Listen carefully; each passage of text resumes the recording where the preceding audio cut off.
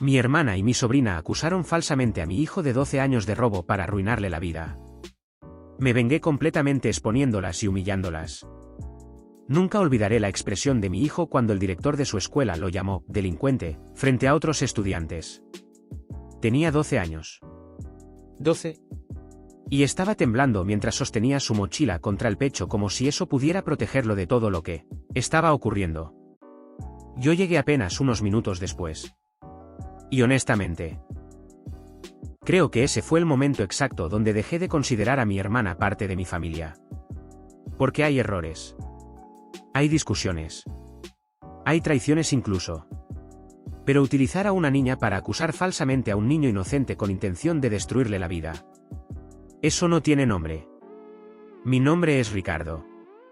Tengo 43 años. Y hace 2 años mi hermana y mi sobrina acusaron falsamente a mi hijo de haber robado joyas y dinero durante una fiesta familiar. Todo era mentira. Una mentira cuidadosamente planeada para vengarse de mí después de años de resentimiento y peleas familiares, relacionadas con dinero. Pero cometieron un error enorme. Subestimaron hasta dónde puede llegar un padre cuando alguien destruye injustamente la vida de su hijo. Y cuando finalmente descubrí toda la verdad, las expuse frente a toda nuestra familia, vecinos, amigos y hasta frente a la escuela que humilló públicamente a mi hijo. Y honestamente, cada lágrima que derramaron después se quedó muy corta comparada con lo que hicieron sufrir a un niño inocente. Mi hijo se llama Diego. Es callado. Inteligente. Demasiado noble para este mundo, honestamente. Desde pequeño fue de esos niños que piden permiso incluso para agarrar una galleta en casa ajena. Jamás daba problemas. Le encantaban los dinosaurios, los videojuegos y construir cosas con piezas de plástico durante horas. Después de divorciarme de su madre cuando él tenía 7 años, prácticamente nos volvimos inseparables. Ella se mudó a otra ciudad por trabajo y aunque seguía presente ocasionalmente, Diego vivía conmigo casi todo el tiempo. Yo hacía todo lo posible por darle estabilidad. Trabajaba muchísimo como arquitecto independiente, pero siempre intentaba pasar tiempo con él. Pizza los viernes. Películas. Videojuegos. Viajes pequeños. Y sinceramente siempre sentí orgullo enorme de la clase de persona que estaba formando. Por eso lo que ocurrió después me destruyó tanto. Mi hermana Sandra siempre tuvo problema conmigo. Desde niños competíamos por atención de nuestros padres. Pero mientras yo aprendí a trabajar desde joven, ella siempre fue irresponsable. Impulsiva. Caprichosa. Y peligrosamente envidiosa. Mis padres pasaron años rescatándola de deudas, problemas amorosos y malas decisiones. Pero ella jamás aceptaba responsabilidad. Siempre era culpa de alguien más. Cuando quedó embarazada de mi sobrina Camila a los 20 años, la situación empeoró todavía más. El padre desapareció rápido y Sandra convirtió a esa niña prácticamente en extensión emocional de sí misma. Le enseñó a manipular llorando. A mentir para evitar consecuencias. A victimizarse constantemente. Y honestamente todos en la familia lo notábamos. Pero nadie quería conflictos. Ese fue nuestro error. Porque cuando toleras comportamientos tóxicos durante años, eventualmente se convierten en monstruos muchísimo más peligrosos. Camila y Diego crecieron juntos. Pero mientras él era tranquilo, ella siempre necesitaba atención constante. Si Diego recibía regalo mejor, Camila lloraba. Si alguien felicitaba a Diego, Camila inventaba drama.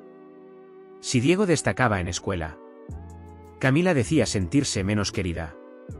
Mi hermana alimentaba constantemente esa rivalidad. Tu primo siempre quiere verse perfecto. Tu primo se cree mejor que los demás. Ese tipo de comentarios. Pequeños venenos diarios. Yo intentaba ignorarlo porque sinceramente no quería conflictos familiares enormes. Hasta que ocurrió todo. Todo empezó durante cumpleaños de mi madre. Reunión familiar grande. Muchísima gente. Comida. Música. Niños corriendo por toda casa. Normal. O al menos eso parecía. Diego pasó casi toda fiesta jugando videojuegos con otros primos pequeños. Yo estuve ayudando con comida y bebidas gran parte del tiempo. Sandra y Camila llegaron tarde como siempre. Y desde inicio noté actitud rara. Demasiado amables. Especialmente con Diego. Ahora entiendo perfectamente por qué. Al final de noche todo explotó. Mi hermana empezó a gritar desde habitación de mis padres. Desaparecieron mis joyas. Toda casa quedó en silencio. Sandra salió llorando diciendo que faltaban cadenas, anillos y dinero efectivo de su bolso. Caos inmediato. Todos buscando. Preguntas. Confusión. Y entonces Camila dijo algo que todavía me hierve la sangre recordar. Vi a Diego salir de esa habitación. Silencio absoluto. Mi hijo levantó cabeza completamente confundido. ¿Qué? Camila comenzó a llorar inmediatamente. Entró cuando nadie estaba viendo. Dios mío. La forma en que actuó parecía sacada de telenovela barata. Pero funcionó. Porque rápidamente todas las miradas cayeron sobre Diego. Mi hijo empezó a ponerse nervioso. Yo solo fui al baño. Sandra explotó. Mentiroso. Y antes de que pudiera reaccionar, mi hermana literalmente intentó revisar mochila de mi hijo frente a todos. Diego comenzó a llorar. Yo no hice nada. Nunca olvidaré aquello. Un niño aterrorizado rodeado de adultos mirándolo como criminal. Intervine inmediatamente. Nadie va a tocar sus cosas. Pero Sandra seguía gritando. Claro que fue él. Camila lo vio. Lo peor fue que algunos familiares empezaron a creerle inmediatamente. Porque muchas personas son increíblemente rápidas juzgando cuando aparece acusación emocional. Mi madre intentó calmar situación. Mi padre parecía confundido. Pero daño ya estaba hecho. Sandra insistió tanto que finalmente revisaron mochila de Diego. Y ahí apareció todo. Una pulsera. Dinero. Un anillo. Mi hijo quedó completamente paralizado. Yo no puse eso ahí. La habitación explotó. Gritos. Acusaciones. Vergüenza. Y honestamente por un segundo incluso yo sentí terror irracional. Porque la evidencia parecía clarísima. Pero luego miré a Diego. Y supe. Simplemente supe. Ese niño no era capaz de hacer algo así. No con esa cara. No con ese nivel de pánico genuino. Sandra comenzó a decir cosas horribles. Siempre supe que algo estaba mal con él. Los hijos de divorciados salen problemáticos. Necesita ayuda psicológica. Dios mío. Quería romperle cara. Pero Diego estaba temblando abrazándome y solo pensé en sacarlo de ahí. Nos fuimos inmediatamente. Pensé que situación se resolvería rápido. Qué ingenuo fui. Porque al día siguiente Sandra ya había llamado prácticamente a toda familia contando versión exageradísima. Según ella, Diego llevaba tiempo robando pequeñas cosas. Mentira. Según ella, había mostrado conductas preocupantes. Otra mentira. ¿Y lo peor? Decidió involucrar escuela. La madre de una compañera trabajaba ahí y rumores comenzaron a circular. 2 días después director llamó a Diego a oficina. Lo interrogaron. Lo trataron como delincuente. Y cuando llegué escuché a otro niño decir: ahí va el ladrón. Mi hijo tenía 12 años. 12. Aquella noche lloró durante horas. Papá, yo no robé nada. Sentí corazón partirse completamente. Y ahí decidí algo. No solo iba a demostrar inocencia de mi hijo. Iba a destruir completamente mentira de Sandra y Camila. Sin importar cuánto tardara. Lo primero fue revisar detalles. Todo. Tiempos. Movimientos. Personas presentes. Y rápidamente algo empezó a oler mal. Muy mal. Porque nadie realmente vio a Diego robando. Solo vieron objetos en mochila, después acusación de Camila. Además, Diego jamás estuvo solo mucho tiempo. Y lo más importante. Mi hijo juraba que Camila se acercó a su mochila durante fiesta mientras él jugaba videojuegos. Contraté investigador privado. Sí. Muchos dijeron que exageraba. Me daba igual. Porque cuando destruyen reputación de tu hijo ya no existen exageraciones. El investigador encontró primera grieta enorme una semana después. Vídeos de cámaras exteriores de casa de mis padres mostraban algo interesante. Camila entrando a habitación donde dejaron mochilas pocos minutos antes de acusación. Sola. Y saliendo nerviosa. Cuando vi aquello sentí primera chispa real de esperanza. Pero todavía faltaba prueba definitiva. Y llegó gracias a estupidez de mi sobrina. Camila tenía costumbre obsesiva de grabar absolutamente todo para redes sociales. Todo. Y una de sus amigas terminó enviando vídeo privado al investigador después de pelear con ella. En ese vídeo aparecía Camila riéndose mientras decía: mi mamá dice que ahora sí ese niño y su papá aprenderán. Aprenderán. Dios mío. Quise destruir todo alrededor. Pero me calmé. Porque ahora sí las tenía. Completamente. El investigador además descubrió mensajes entre Sandra y Camila planeando acusación. Hablaban de hacer quedar mal a Diego. De darle lección a mí. Y finalmente entendí motivo real. Meses antes yo me había negado a prestarle muchísimo dinero a Sandra otra vez. Ella estaba endeudada hasta cuello.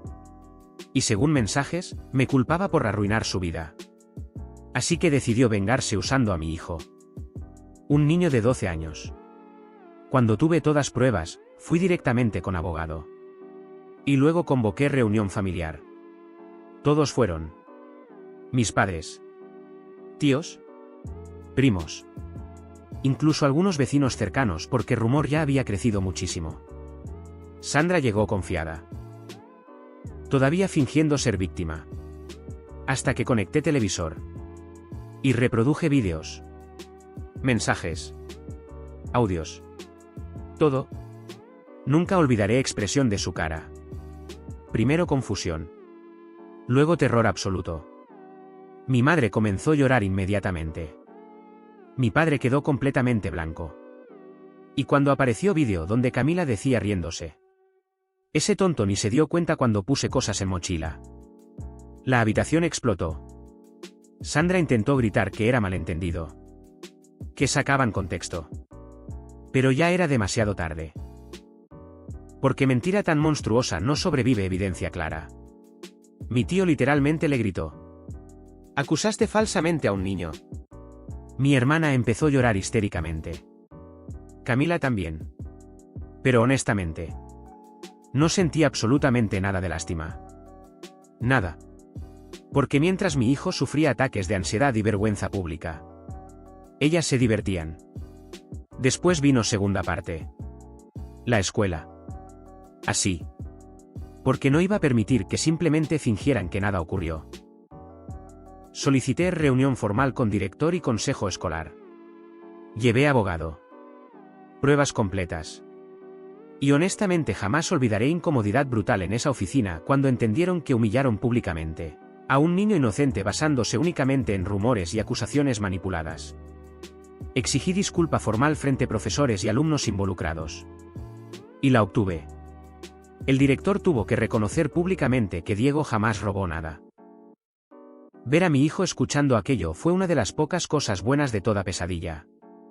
Aunque daño emocional ya estaba hecho. Durante meses tuvo miedo de volver a escuela. Desconfianza constante. Ansiedad social. Terapia. Todo por culpa de dos personas resentidas y crueles. La vida de Sandra se derrumbó después. Familia dejó ayudarla económicamente. Muchos vecinos dejaron hablarle. Camila perdió amistades. Y sinceramente, merecían consecuencias.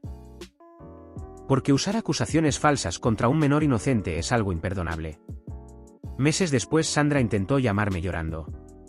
Diciendo que todo se salió de control. ¡Qué frase tan ridícula! Como si destruir emocionalmente a un niño fuera accidente doméstico. Le respondí algo muy simple. Mi hijo tenía 12 años y ustedes intentaron convertirlo en delincuente frente a todo el mundo.